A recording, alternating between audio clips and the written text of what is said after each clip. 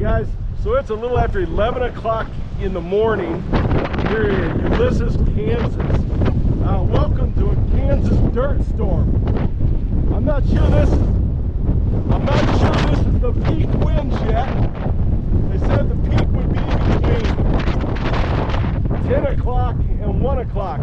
That truck going by is less than 100 yards away. It's pushing me really good. The stinking gravel's beating on my legs. Gotta be killing our camper.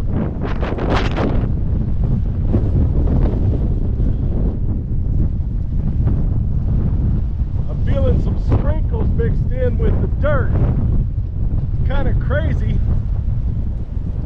It's gonna turn into a mud storm.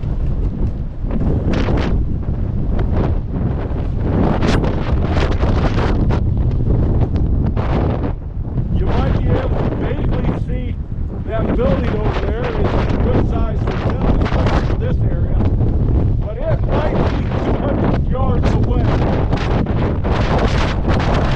I feel like Jim Cantori. I need to turn the camera around, let y'all see the wind blowing me around.